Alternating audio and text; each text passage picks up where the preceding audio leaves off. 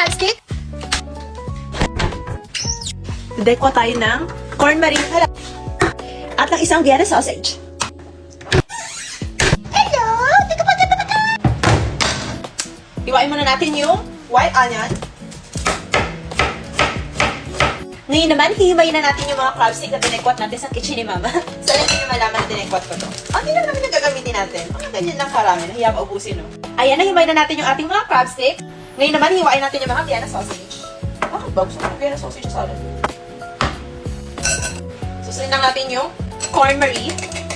Sarap itong ibalatan ng patatas. Tapos, hiwain lang natin yung mga patatas natin ng maliliit na pa-cubes. Parang kakabahan si Mama sa knifing skills ko, eh. Hala. Maglalagay tayo ng oil marine. Igigisa na natin yung onion marine.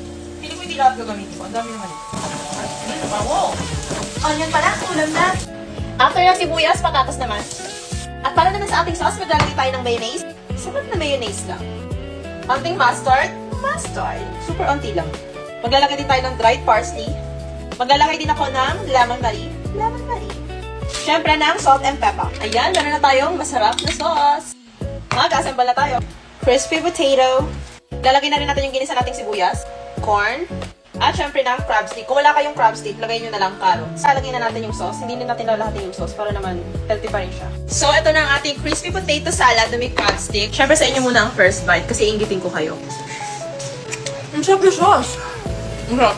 Anyway, pansin nyo ba yung lips ko? Kahit kumain na ako, sobrang plakado pa rin. Sobrang kissable ng lips ko for today's video. At dahil marami nagtatanong sa inyo every time na kumakain ako ng niluluto ko. So, ito yung ginagamit ko guys. Yung lip serum ng Skintific kasi sobrang ganda niya sa lips. And ang dami ko talagang in-order kasi sobrang ganda nito sa lips. Lalo na kung may drying lips ka. Perfect to sa'yo kasi nakaka-moisturize and nakaka-brighten siya ng lips. Perfect tong lip serum ng Skintific lalo na kung may dark two-tone lips ka katulad ko. Ito ginamit ko to ng 14 days. Nag-brighten talaga yung lips ko. Kita nyo naman. And super unique talaga ng packaging nitong lip serum na to. And super dali niyang palabasin yung product kasi yung pinakapindutan niya. Tingnan nyo naman yan.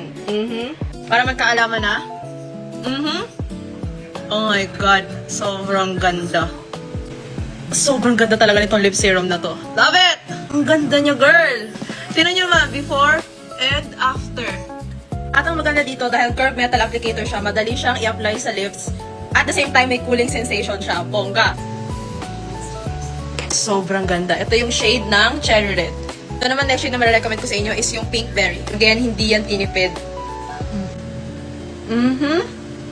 Ang ganda rin itong Pink Berry. Ang ganda. Sobrang nakaka-moisturize talaga siya ng lips. Ito yung shade ng Pink Berry. Mas natural looking siya kaysa dito sa shade ng Cherry Red. Next naman is yung Peach Rose. Ganda rin ang color nito.